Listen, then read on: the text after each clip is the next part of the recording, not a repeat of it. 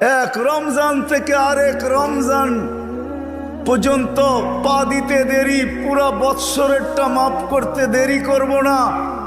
আল্লাহকে যদি বলি তারপরেও যদি কিছু থেকে যায়, তুই মনে হয় ভালো মতে দেখিসই নাই, রহমতের পরেরটাই তো মাগফিরাত 10 দিন, ওটায় পুরা মাপ, কিছু থাকতেই দিব না। আল্লাহকে যদি বলি কিছু তো থাকুন রইল না, ভাবলাম বুঝলাম কিন্তু গাট্টি তো হইল না। গাট্টি বোঝেন? মনে হয় বোঝেন নাই। কি বুঝছেন? যা কামাইছেন তা খাইছেন, খরচ হয়ে গেছে, কিছু গাট্টি আছে নাকি? হ্যাঁ, কি গাট্টি আছে? মাফ হয়ে গেছে, ঠিক না? গাট্টি তো নাই রাসে। আল্লাহ বলে গাট্টি ভালো তো বাসি, গাট্টির প্রশ্ন চল শেষ 10 দিনে রেখা দিছি লাইলাতুল কদর, এক রাত্র 83 বৎসর, 4 মাস, আর কত বড় গাট্টি চাস?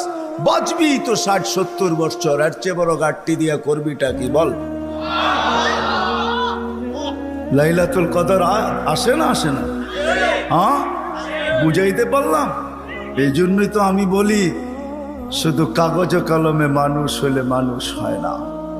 যদি হয়তো তাহলে 2টা চিত্র দেখাইছিলাম যে মা বাবা এত কষ্ট করার পরেও সন্তান কোনোদিন বৃদ্ধাশ্রমে রেখা আসতো না।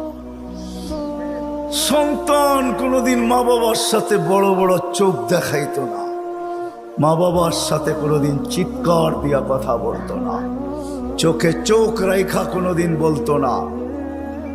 যদি কাগজে কলমের মানুষই মানুষ হতো। না না, কাগজে কলমের মানুষ মানুষ হয় না, নিজেকে মানুষের মতো মানুষ বানাইতে হয়।